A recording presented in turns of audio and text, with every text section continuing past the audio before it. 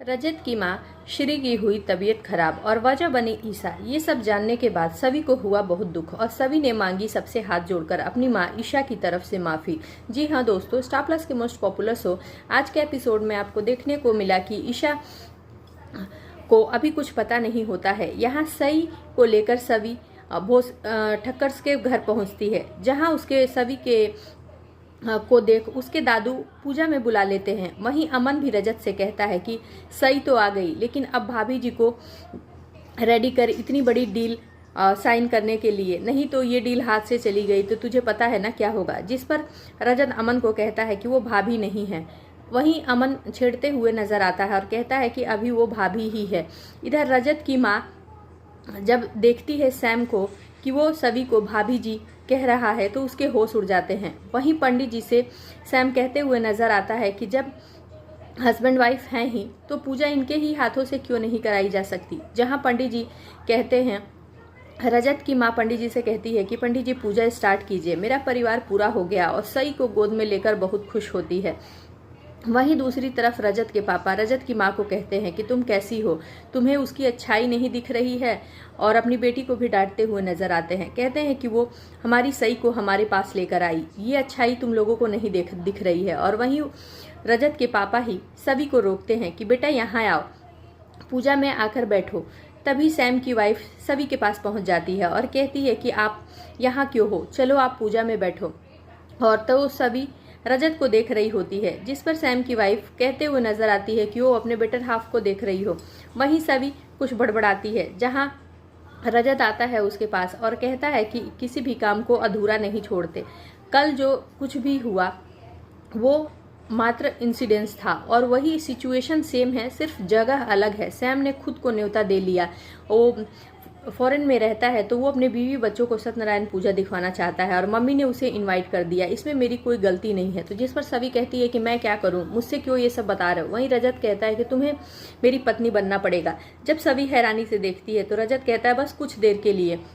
वहीं सभी रजत से कहती है कि तुम्हें समझ में आ रहा है भगवान के सामने इतना बड़ा झूठ बोलना। वहीं रजत कहता है कि मेरे बारे में तो मत सोचो, हमारे पीछे जो 400 वर्कर्स हैं उनकी फैमिली के बारे में सोचो। ये डील मेरे लिए बहुत इंपॉर्टेंट है, उनका सबका रोजी रोजगार सब छिन जाएगा ये डील ना मिलने की वजह से।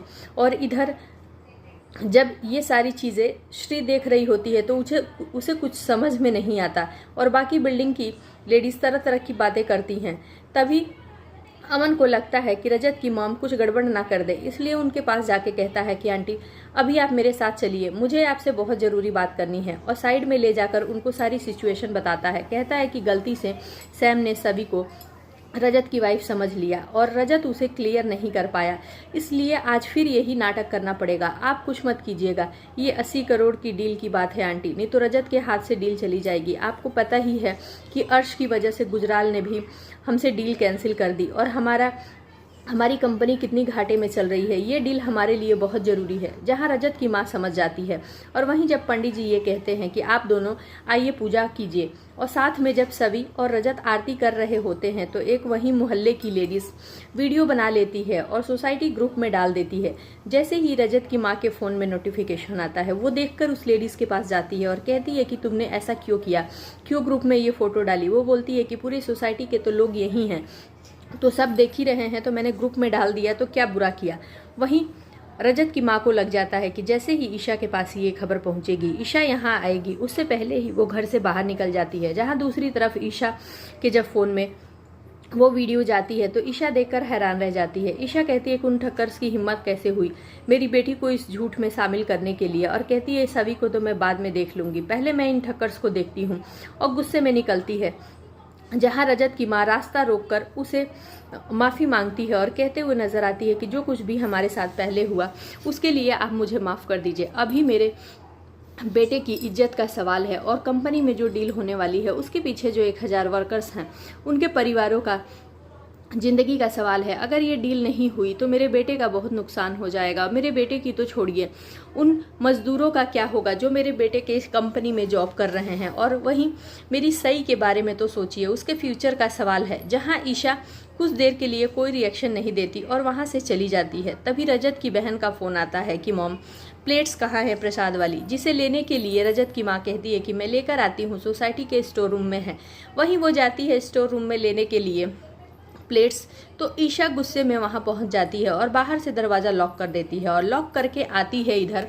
उससे पहले सैम को कहीं जाना होता है। अमन कहता है कि भाई डील साइन कर दे, सैम को कहीं जाना है, और वहीं रजत साइन कर लेता है। तो अमन उसे कॉन्ग्रेचुलेशन कहता है और कहता है कि तुम्हें सभी भाभी को थैंक्स बोलना चाहिए, जिस पर रजत कहता है कि अब तू मान जा, फिर से भाभी बोला तूने। तो कहता है नहीं ठीक है सॉरी नहीं बोलूँगा, लेकिन तुम्हें सॉरी बोलना चाहिए, तुम्हें थैंक्स बोलना चाहिए, तुम जाकर थैंक्स बोलो। तो रजत थैंक्स बोलने के लिए जाता है। तभी सही कहने लगती है कि पापा परी आंटी को कहो ना हमारे साथ डांडिया खेले, जिस पे सभी कहती है कि नहीं बेटा मुझे नहीं आता। वहीं रजत जाकर खड़ा होता है, तो इस पे सभी कहती है कि क्या कहना चाहते हो कहो।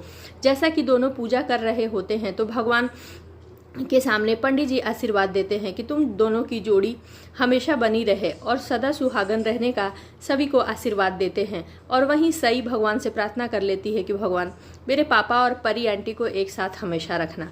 दूसरी तरफ इन्हीं सब डांडिया खेल रहे होते हैं, तभी उसकी मम्मी के बारे में पता चलता है कि मम्मी तो स्टोर रूम में गई थी और जाती है खोलने के लिए स्टोर रूम, तो वहाँ उसकी श्री की हालत बहुत ख़राब रहती है। उसे टांग कर ले आया जाता है, जिसमें अमन कहते हुए नज़र आता है प्री कैप में देखने को मिलेगा कि मैंने स्टोर रूम के पास से ईशा आंटी को आते देखा था, शायद इन्होंने बंद किया हो।